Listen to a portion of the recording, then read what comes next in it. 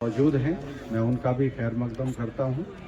आज मुझे इस प्रोग्राम में आने का न्योता मिला और मैंने यहाँ पर जो देखा, मेवात जैसे क्षेत्र में इतने शानदार मॉडल्स बच्चों ने बनाए हैं, वो अपने आप में कोई छोटी चीज़ नहीं है, काबिले तारीफ़ है। प्यारे बच्चों, मेरी बात थोड़ा ध्यान से सुने।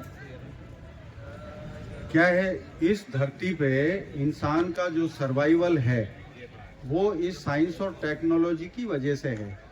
आप लोगों ने सुना होगा, पहले ज़माने में यानी आदि मानव काल में जब इंसान के पास कपड़े नहीं थे, मकान नहीं थे और वो पत्ते, कपड़े की जगह पत्तों का इस्तेमाल करता था, गुफाओं में रहता था और कितने खतरे होंगे आप अंदाज़ा लगाइए कि इस धरती पे दूसरे विशालकाय बहुत बड़े बड़े खतरनाक जानवर, जीव जंतु थे।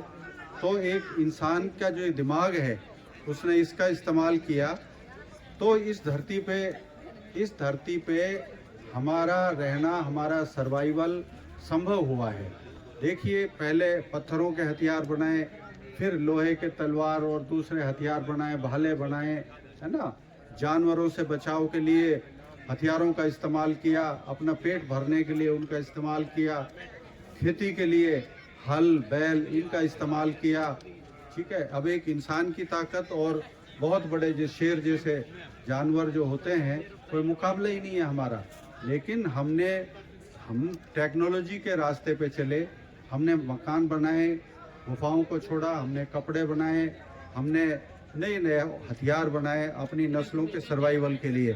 तो आज मैं थोड़ा सा एक बैक रेफरेंस में इसलिए गया हूँ, ये जो आपकी मेहनत है, ये मेहनत जो ये वेस्ट नहीं जाएगी आपके दिमाग का जो एक लेवल है, जो एक दिशा है दिमाग की, वो एक साइंटिफिक अप्रोच जो आपकी अब से पैदा होगी, तो ये ज़िंदगी में कोई भी बच्चा बड़े से बड़ा साइंटिस्ट बन सकता है।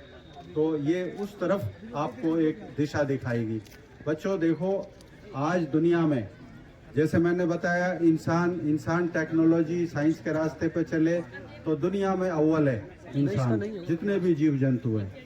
अब आप आइए इंसानों में, जिन लोगों ने, जिन देशों ने, जिन कौमों ने साइंस एंड टेक्नोलॉजी को अख्तियार किया, वो पूरी दुनिया पे हुकूमत कर रहे हैं और दूसरे लोगों का शोषण कर रहे हैं और फ़ायदा भी हो रहा है, नुकसान भी हो रहा है। दूसरे लोगों के शोषण का मतलब ये है कि दूसरे लोगों पे कब्जा करना, ये इस टाइप का तलवार और ताकत के बल पे ये शोषण है। लेकिन टेक्नोलॉजी से कितना फ़ायदा हुआ है आप मेडिकल फील्ड में देखिए, जहां हमें पैदल चलने में वर्षों लग जाते थे, या कोई जैसे लोग काफिले चलते थे, आज आप बाई एयर थोड़ी सी देर में अमेरिका पहुंच सकते हैं, इंग्लैंड, कहीं भी जा सकते हैं।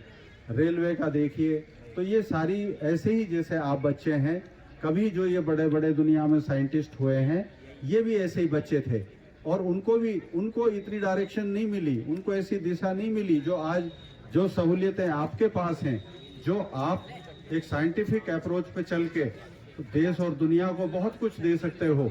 तो मेरी आपसे गुजारिश है कि आप अपने इस साइंटिफिक टेम्परामेंट को कंटिन्यू रखिए और मैं ये उम्मीद करता हूँ कि आप में से, हमारे इलाके में से और बहुत बड़े बड़े साइंटिस्ट पैदा होंगे, इंजीनियर्स पैदा होंगे, डॉक्टर्स पैदा होंगे।